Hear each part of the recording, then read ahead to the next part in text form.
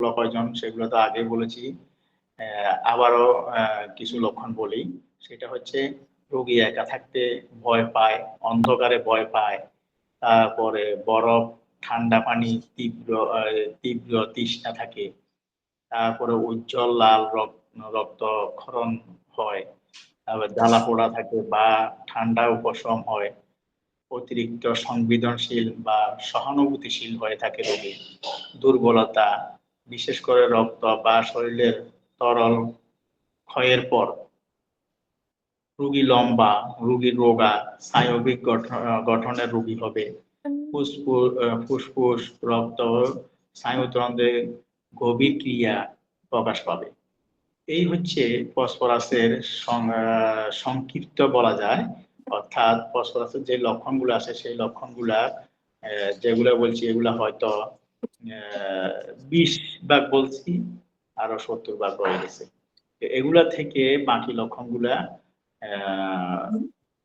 বিভিন্ন রোগের উপরে বিভিন্ন সিমটম আরো বের হবে। তো সবগুলা তো এখন আর বলার সেই সুযোগ বা সময় নেই। এই পর্যন্ত আমি সমাপ্ত করলাম। পরিমাণে অ্যালবুমিন নিঃসৃত হয়। আচ্ছা, এবং তোর সঙ্গে দেহের প্রদাহজনিত একটা রোগ। এটা কিন্তু বর্তমান আচ্ছা, প্রদাহজনিত একটা রোগ আর কি। এটা কিডনিতে সমস্যাটা দেখা দেয়। তো এটা বহুত পুরাতন রোগ এটা। এটা সব বইতে নাই বা সব বইতে লেখেও নাই এই ব্যাপারে, কিন্তু এখানে মূত্রর উপর লেখা আছে বিশেষ করে। এই রোগটা হওয়ার কারণ হচ্ছে ডায়াবেটিস, উচ্চ রক্তচাপ বা কিডনির প্রদাহজনিত সমস্যা হইলে এই সমস্যাগুলো হয়। লক্ষণগুলো হচ্ছে, এই রোগের লক্ষণগুলো হচ্ছে মুখ, চোখের পাতা ও পা ফুলে যায়, প্রস্রাব কম হয়, প্রস্রাবে অ্যালবুমিন প্রোটিন যায়, প্রস্রাবে রক্ত যায়, তারপর উচ্চ রক্তচাপ, দুর্বলতা, বমি ভাব, শ্বাসকষ্ট, তরল জমে, এই সমস্যাগুলো হয়। এটা হচ্ছে কিডনি জনিত, এক কথা হলো কিডনি জনিত রোগ।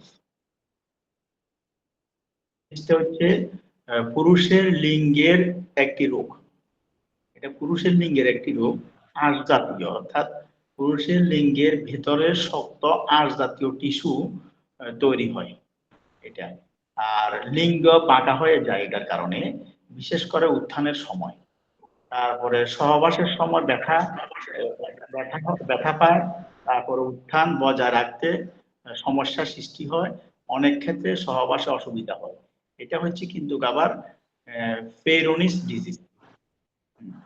এটার ক্ষেত্রে কিন্তু ফসফরাস আছে। এটা অ্যাসিড সালফে আছে না স্যার? অ্যাসিড সালফে? হ্যাঁ হ্যাঁ, অ্যাসিড সালফে আছে, ফসফরাসে আছে।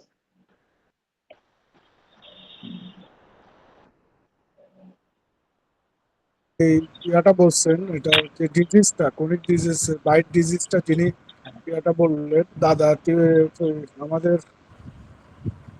পিন্টুদা যেটা বললেন আর কি স্যার, এটা হচ্ছে যে মূলত কিডনি সংশ্লিষ্ট বিষয় বাইট ডিজিজটা।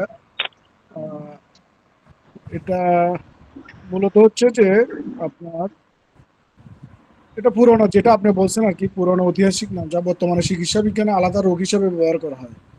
মূলত হচ্ছে যে এটা প্রদাহ ভিত্তিক, বিশেষ করে আপনার এটির নামকরণ করা হয় রিচার্ড বাইডের নাম অনুসারে, যিনি 19 শতকে কিডনির এই ধরনের রোগ প্রথম বিস্তারিত বর্ণনা করেন। যেমন ওনার যে লক্ষণগুলা উল্লেখ করেছেন তার মধ্যে ছিল আপনার মুখ এবং চোখের পাতা বা ফুলে যাওয়া, প্রস্রাবে ফুডিংয়ের মাত্রা বেশি থাকা, প্রস্রাবে রক্ত, প্রস্রাবের পরিমাণ কমে যাওয়া, উচ্চ রক্তচাপজনিত সমস্যাগুলা, ক্লান্তি এবং দুর্বলতা বিষয়গুলো থাকবে। আর সাধারণ কারণগুলোর মধ্যে কিডনি আপনার গ্লোমেরুলার প্রদাহ বাড়ে যাওয়া, সংক্রমণের উপর প্রতিক্রিয়া, যেমন স্টেপ সংক্রমণগুলো থাকে। তারপরে হচ্ছে যে আপনার অটোইমিউন রোগগুলো থাকে, দীর্ঘদিন ডায়াবেটিস, যেটা আপনি বলছেন, দীর্ঘদিনের ডায়াবেটিস বা উচ্চ রক্তচাপের কারণে কিডনি ক্ষতি হয়। এক্ষেত্রে আপনার এই রোগের নামটা উল্লেখ করা হয়েছে।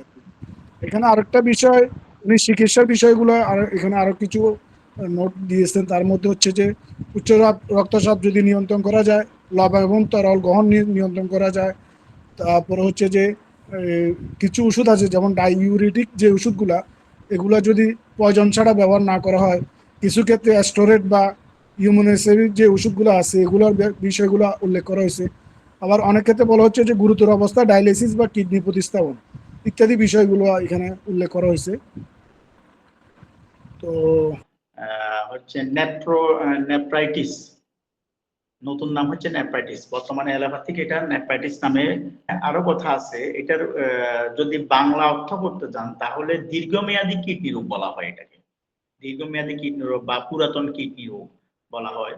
তো আমাদের ফসফরাসে এই রোগের ভালো চিকিৎসা আছে, অর্থাৎ এই রোগটার ফসফরাসে ভালো চিকিৎসা হয়। ইনশাল্লাহ এটা আরো আপনারা ইয়া করবেন, এটা সম্পর্কে রিসার্চ করবেন, আরো অনেক কিছু পাবেন।